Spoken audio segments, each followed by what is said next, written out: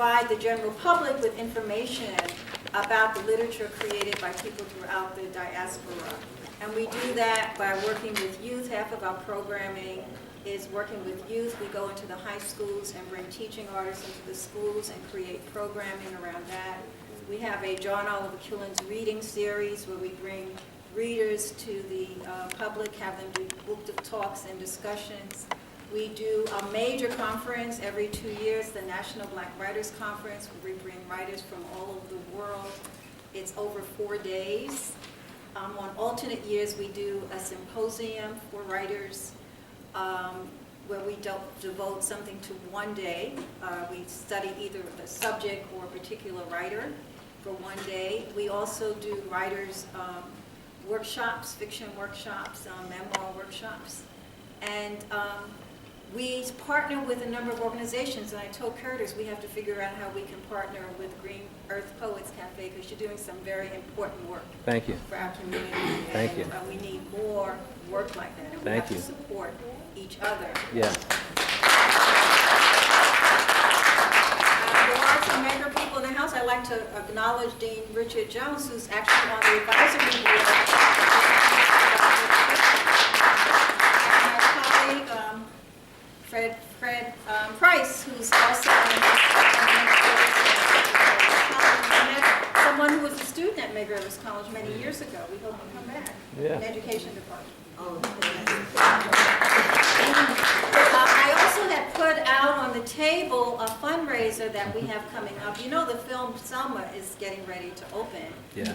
December 25th. But we're doing a fundraiser in collaboration with the New York Historical Society. They have an exhibit on Selma. It's a student who was in CUNY who took photographs. We went down to Selma during the march, and he took photographs.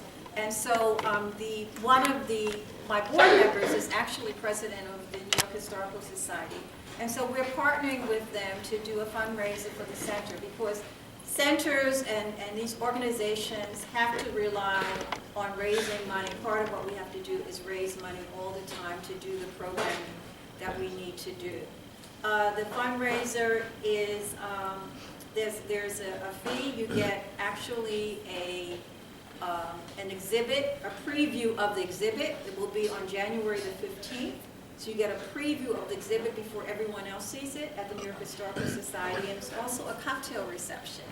So I hope that you will consider coming out. I encourage you to visit the Center for Black Literature website. If you can't remember it, it's www.centerforblackLiterature.org. If you can't remember it, you can Google it. And we have programming every month. We have the fundraiser coming up. We just had Sonia Sanchez. Last 2 months ago, we had Joseph Pennell, who did the book on Kwame Ture. So we have in January the fundraiser. In February, we're doing a talk with the editor of Malcolm X's Diaries, her boy. That'll be, it's on the website. So the Diaries of Malcolm X, which is published by Third World Press.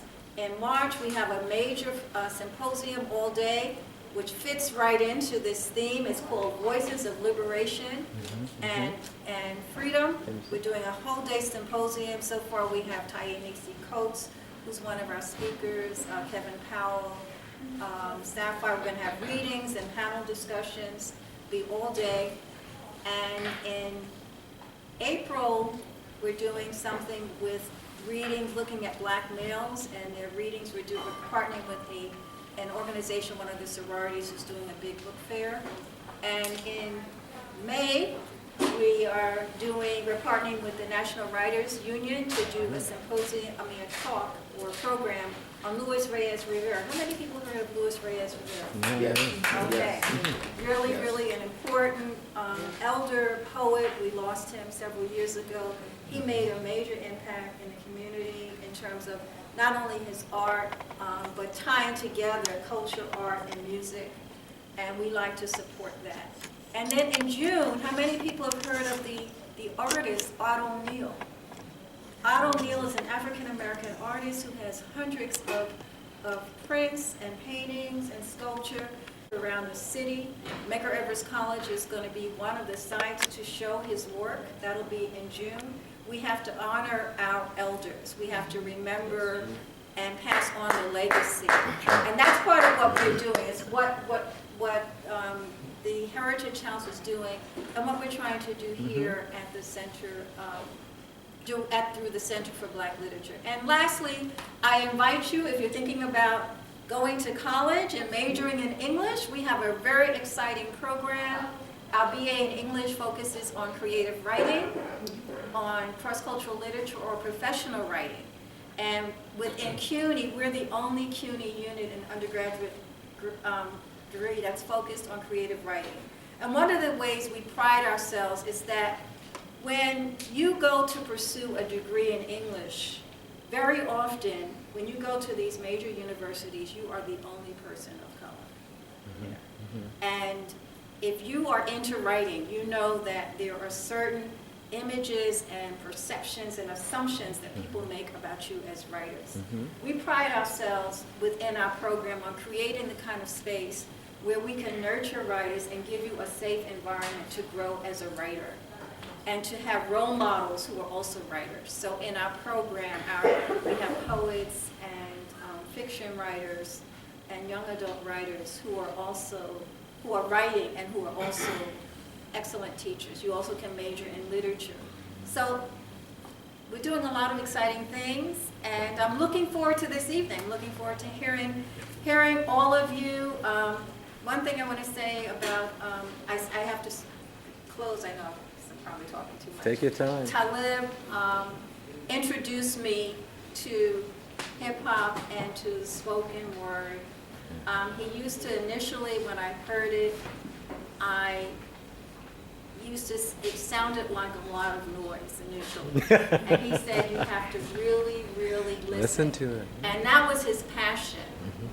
He started when he was 5 years old. He was always writing, always had a book. And the spoken word, these open mics, I always say that he and Mos Def were one of the forerunners of this. There was a bookstore called Inkiru Books. It was the oldest independent black bookstore in Brooklyn. And Talib and Mos Def took the money from their first album, Talib and Mos Def for Black Star, and used it to buy the bookstore. And one of the ways they used to raise money was to have what they call foundations, which is what this was. Like, they used to have open mics. And they would charge $5, and that's when I met Common and Dead Prez and Saul Williams and Jessica Care Moore. I met a lot of poets back then. They were doing that before they had all these open mics.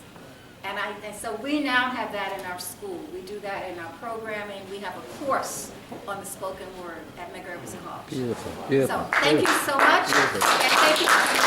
Thank you. Thank you.